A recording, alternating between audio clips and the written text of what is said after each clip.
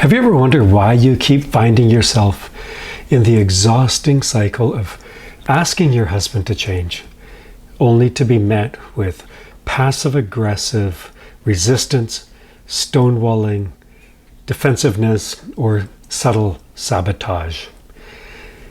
What I want to do is I want to unpack for you why the cycle exists and why so many brilliant, smart, successful women find themselves caught up in it. The cycle often looks like this. Let me unpack it.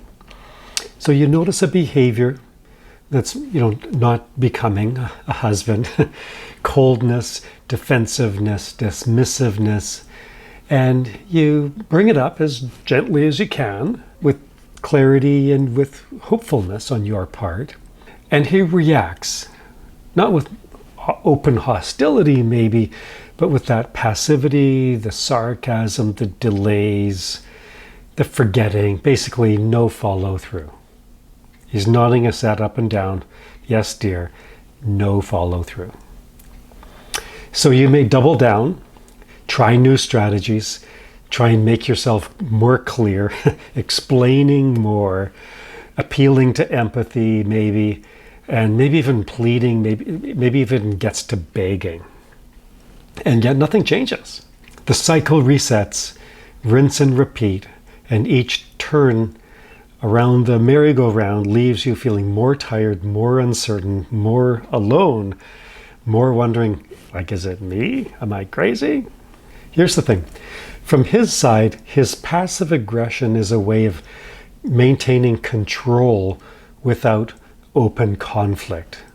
So it's conflict avoidance on his part as a way to keep control for himself. By resisting in silence or through, subtle digs, that passive-aggressive jab, he avoids the vulnerability of saying no directly and having an honest but respectful disagreement. In his nervous system, you need to understand, I'm not excusing his behavior, but in his nervous system, control equals safety. So when you ask him to change, even in the most gentle, kind, and loving way, it lands on him as a threat.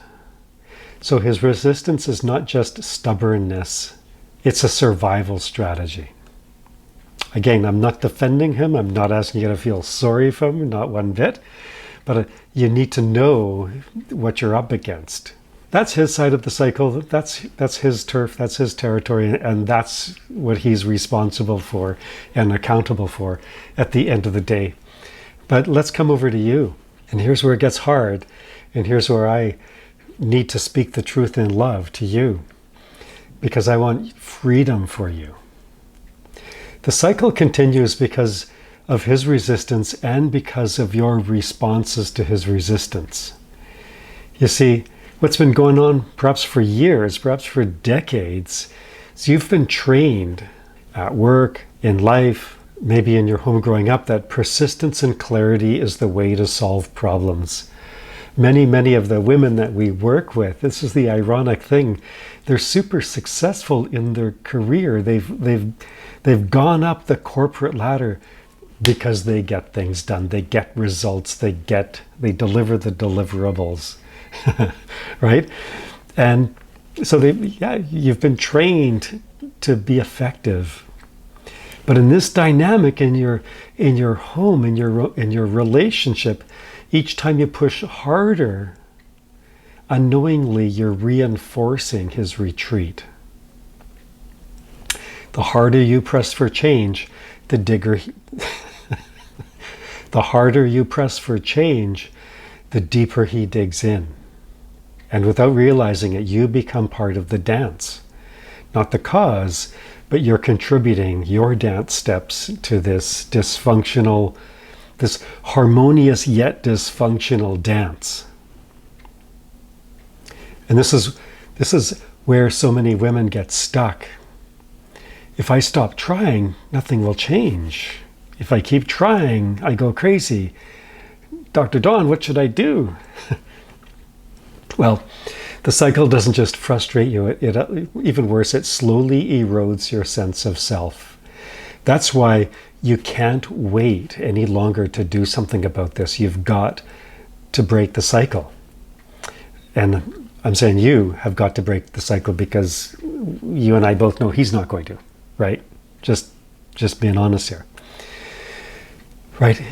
So it's wearing away at you.